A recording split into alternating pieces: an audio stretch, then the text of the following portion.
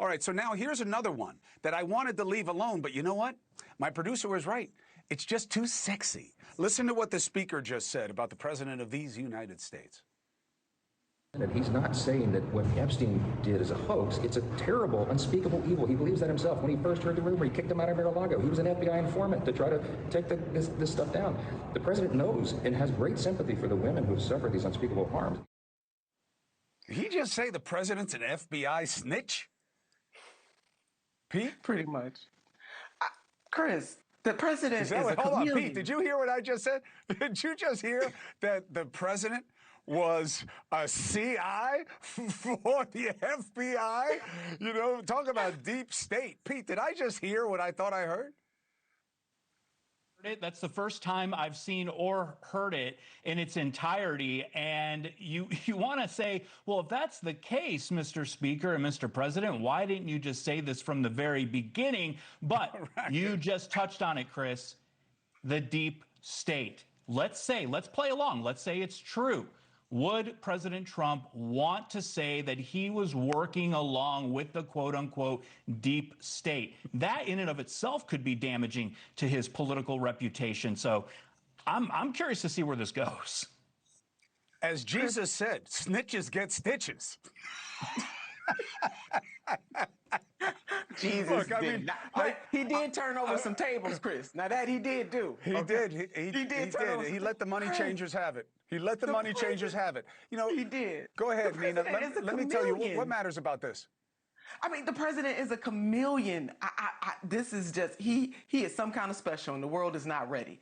Now I'm going to put that aside. If the president sincerely believes what Speaker Johnson just said, then why was he allowing planes to fly overhead while the survivors were telling their stories?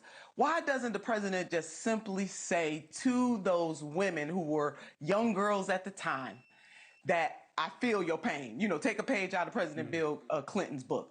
And you know what? We're not going to stand for this and let the chips fall where they may legally. I get we got to redact and protect some people because not everybody who was affiliated with Epstein, we got to lead, not everybody that was affiliated with him knew necessarily the vile nature of him, but far too many people did. And the president can come out and say that we're not going to protect these powerful people.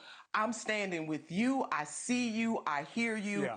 And I'm with you. But now to say, Speaker Johnson is saying that the president is with these women. The president has not said that once, Chris or Pete, as far as I know. No, Pete. I mean, here's why Epstein won't go away, okay? It's not because of the truth. It's because of the cell.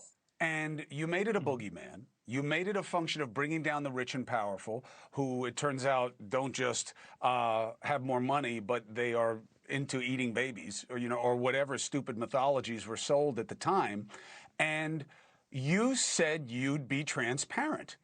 And sure, you can say, oh, if the women have names, why didn't they come out before? I'm not mad at them. There's no responsibility on them. There's a responsibility on the government.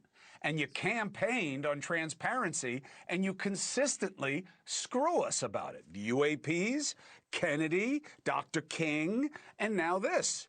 Why don't they just put out whatever they have? Be careful. Thomas Massey saying John Paulson is one of them. I can't believe he hasn't sued him yet. But do you think it doesn't go away until they give more stuff away? This could dog us as long as the moon landing has dogged us, Chris. I think no matter what comes out, there will be segments of the Republican side and segments of the Democratic side that are unsatisfied and think something is being hidden.